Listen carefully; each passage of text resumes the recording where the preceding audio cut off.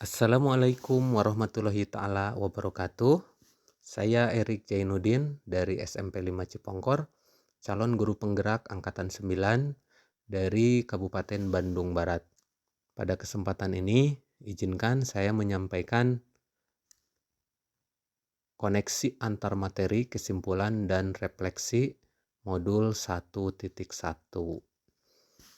Nah, yang mana di dalam koneksi antar materi, kesimpulan, dan refleksi modul 1.1 ini ada beberapa pertanyaan pemantik terhadap pemikiran Ki Hajar Dewantara. Yang pertama adalah, apa yang Anda percaya tentang murid dan pembelajaran di kelas sebelum Anda mempelajari modul 1.1?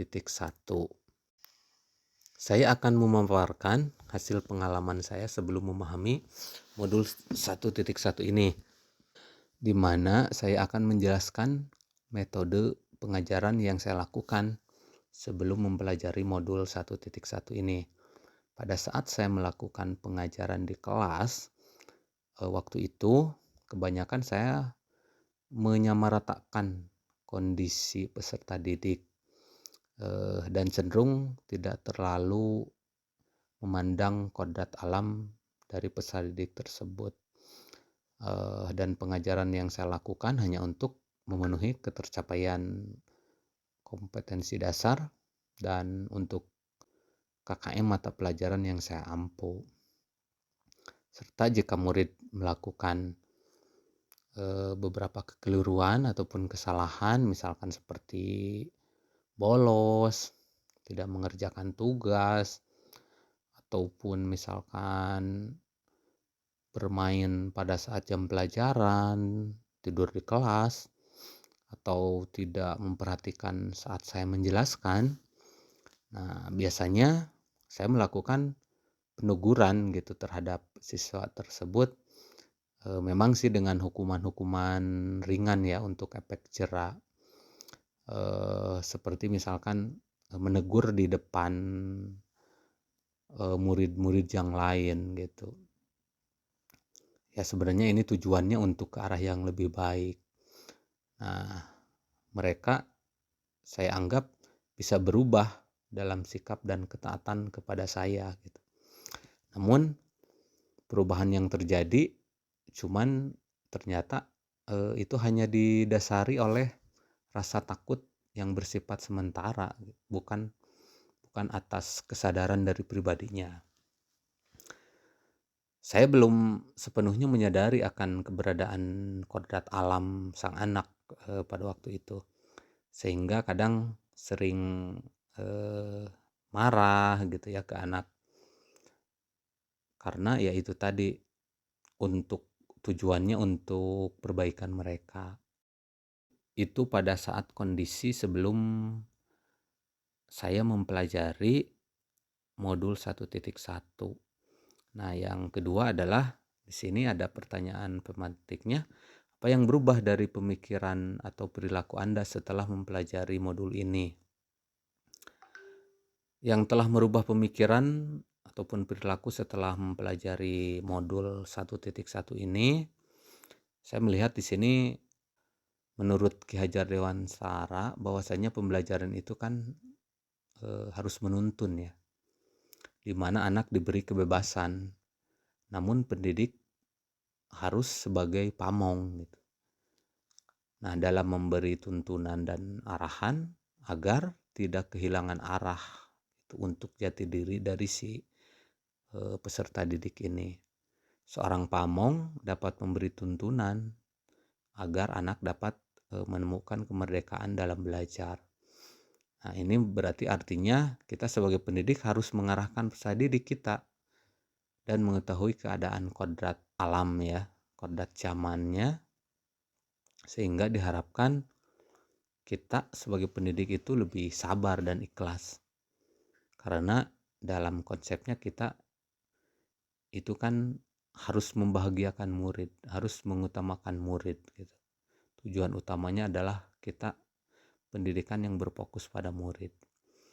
Nah, di sini saya melihat bahwasanya dalam konsep membina ini Saya mengingat dalam pembelajaran di modul 1.1 ini yaitu tentang filosofi Ki Hajar Dewantara yang sangat terkenal, itu ing ngarsa ulada ing madya mangunkarsa dan tuturi handayani. Di depan berarti menjadi contoh, di tengah memberi semangat, dan di belakang memberikan dorongan gitu. Selain itu saya sadar gitu, saya tidak perlu memberikan hukuman berat ataupun tidak mendidik ya. Namun yang harus saya lakukan adalah berarti memberikan keteladanan agar mereka bisa melihat dan mencontoh gitu, untuk bekal mereka. Jadi memberikan contoh yang baik dari diri saya sendiri biar mereka ikut melakukan perbuatan yang memang baik dari saya gitu. Terus juga memberikan pembelajaran yang menyenangkan bagi mereka gitu, dengan mencoba berbagai macam model pembelajaran gitu. Lebih merdeka gitu. Memerdekakan anak didik dengan konsep pembelajaran yang tentunya sudah dicontohkan ya oleh Ki Hajar Dewantara. Terus yang ketiga, saya melihat di sini tentang pertanyaan pemantiknya, apa yang dapat segera Anda terapkan lebih baik agar kelas Anda mencerminkan pemikiran Ki Hajar Dewantara.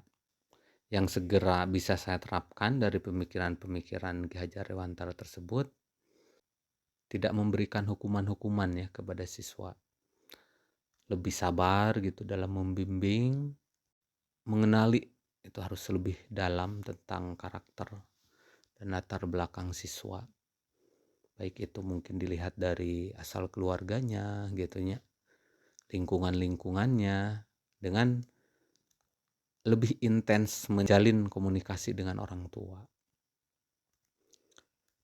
Nah, lebih dalam juga menggali diri gitu untuk mengenali profil dari setiap peserta didik, sehingga dapat memetakan tindakan dan memberikan motivasi untuk mengembangkan kodrat alam dan kodrat zaman yang mereka miliki gitu.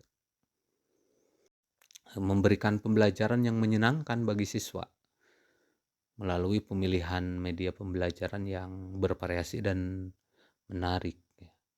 Baik berupa video-video gitu, biasanya anak kan lebih cenderung antusias kalau dibarengi dengan media pembelajaran yang berbasis video gitu, berbasis audio, berbasis gambar gitu. Dengan memakai teknologi informasi gitu di kelas. Selain belajar di dalam kelas, juga mungkin harus dilakukan pembelajaran di alam terbuka. Kemudian selanjutnya untuk program misalkan 5S, kebetulan di sini saya sudah menjalankan, tapi memang belum continue dilakukan. Saya akan maksimalkan lagi. Salam senyum sapa sopan itu dan santun ya, karena tentunya ketika kita memang telah maksimal menerapkan program 5S ini untuk seluruh sekolah, ini jelas dapat menguatkan karakter dan menjadikan semua warga sekolah memiliki kepribadian yang baik.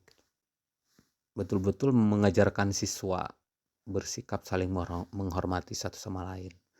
Dan sudah tentu keberhasilan program 5S ini harus ada kerjasama juga dengan semua warga sekolah. Itu juga tidak kalah penting gitu. Nah, ini akan saya fokuskan gitu untuk betul-betul memaksimalkan program tersebut.